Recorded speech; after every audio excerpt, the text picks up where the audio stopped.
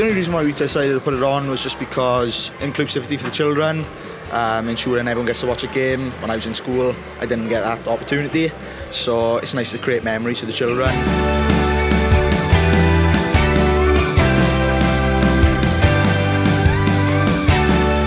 It really does show the camaraderie and the spirit of young people and the schools in times of austerity and climate emergencies, and there's all doom and gloom out there, but they showcase what young people can do when there's an occasion to support. So I'm so proud actually to be the new leader of Port Talbot Council and to support and come here this morning to be with the young people and those that are supporting Wales on such a wonderful occasion, as I said.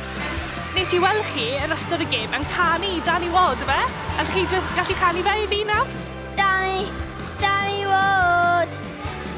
Danny Ward. Gwych, da iawn chi. Just having the children here today to be able to watch the game on the big screen is brilliant. Ensuring that everyone is here watching it is what really we want, and not just that, for the future then it might create interest, it might create opportunities for children, and learning about other cultures is extremely important. You know, the situation going on with Iran isn't exactly great at the minute, but again it's about learning and creating awareness for other cultures as well.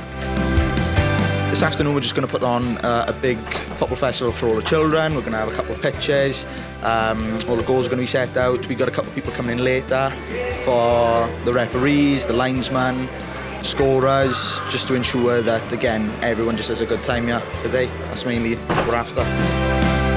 Obviously sport and health and well-being is incredibly important in school at the moment, and events like this only channel out within the children, so competitive nature, get them out and about running, very, very important. So, ni'n mynd I chwarae cwpl o gemau, a wedyn mae 3 awards. Un yn pwy sy'n mynd I ennill y tournament, a un yn bod yn deg, a mae un arall yn pwy sy'n represento glad nhw'n gorau. Historic event to be a part of as well, Cymru at the World Cup. What do you hope the children get out of it today? A sense of ownership of their identity, their nationality, pride in their country. You know, it obviously gives them something to aim for. They've seen players from a local area achieving things for the national team, and it gives them something to aim for.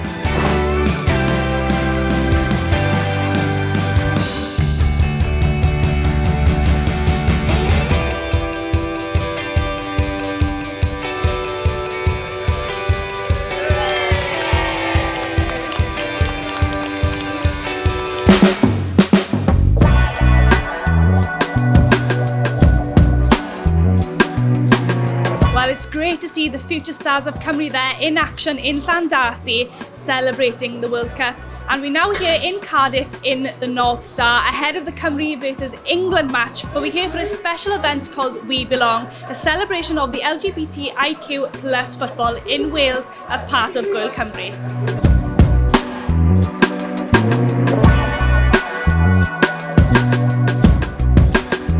Charlotte, you're one of the organisers of this event this evening. Can you tell us a bit about kind of why you put it on and what it's all about? Yeah, so Lou gave me a call around a month and a half ago when Dr. Naz Mohammed had come out and was making a lot more noise about being the first LGBT Qatari, and we thought it'd be amazing to put on an event during the World Cup, no better time like today, Wales versus England, to raise awareness of the situation over there. But after a little while, it became apparent that bringing that sort of Western approach, making a lot of noise and doing a very loud protest was not going to be the right way of doing things. And we've seen that with other groups trying to do that. We changed the focus of today to be centering on progressive inclusion in Welsh football.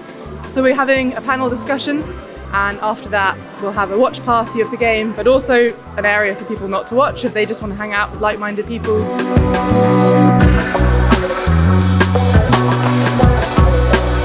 You've been out in Qatar, you've experienced it yourself. How have you felt that FIFA have dealt with things out in Qatar? Yeah, we've obviously been having a lot of conversations with FIFA over the last year or so as part of UEFA's Human Rights Working Group. So, we sort of had a lot of the affirmations that fans would be safe in Qatar and the rainbow flags or bucket hats would be allowed into the stadiums and accessible. Obviously, during the USA game, many staff had their bucket hats sort of confiscated for them, including Laura McAllister, of course, and fans as well, which was hugely disappointing with all the assurances that we had kind of leading into the tournament. So that was a real disappointment with that. Fortunately, with some of the sort of meetings that we've had with FIFA and collaborating with them, we're not aware of any sort of further issues during our last match against Iran, and hopefully that will be the case tonight against England as well. But yeah, I think it's obviously really disappointing in terms of what was sort of pitched as a welcoming place and tournament has not been the case, and why again events like tonight in Wales, trying to sort of have that solidarity with our LGBTQ fans and community in Wales is so important for us.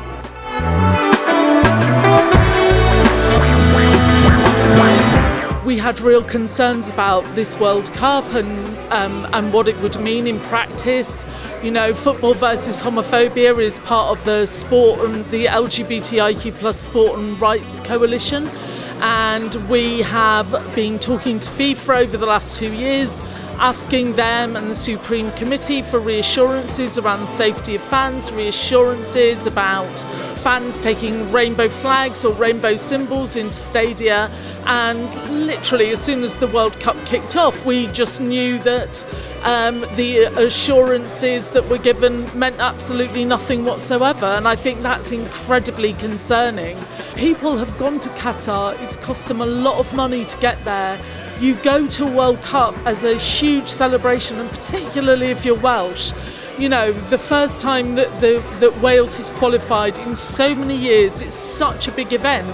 But then to be questioned about, to have your rainbow bucket hat confiscated, to be questioned about things that you're taking into the stadia that you would routinely be able to take carry around with you at home is really, really concerning. We asked FIFA and the Supreme Committee for reassurances. All we were told is everyone is welcome, and clearly everybody is not welcome. What do you hope events like these can bring to the community, and how do you think they'll help the community overall? I hope that it brings a voice to people who don't normally get a voice, and the focus of this event, all the funds that we raise, all the profits go to Naz Mohammed's Alwan Foundation, raising proceeds to support LGBT people in the Gulf region. So that's the focus of today. When we got here, the guy who runs the pub told me that there were a couple of guys who were here who didn't realise the event was on, and they said, "Oh, I don't think there's homophobia in Welsh football." And the manager turned around and said, "Well, are you a white cis-het man? Because I don't think you're qualified to make that call." So I think, ultimately today is going to be about bringing people together into a safe place, whether that's watching or not watching the match, able to speak freely and openly about all the things that they've heard and that they've felt over the last week. I hope we have a good kind of conversation at the time of the World Cup, at the time that these things are happening, and then to look forward to what we can expect next in Wales in terms of, making things more inclusive here. Well, it's so good to see these discussions being had here in Cardiff this evening. So such passionate comments from the panel, and it's great to see their viewpoints as well. But if you need any further support or any comments you would like to make to the FAW, you can visit the PAW website. But thank you to everyone that was involved this evening, the Rainbow Wall, the Red Wall and the FAW Cardiff Dragons, and of course Lou from Football versus Homophobia. Thank you for watching. Diolch yn fawr. We'll see you soon.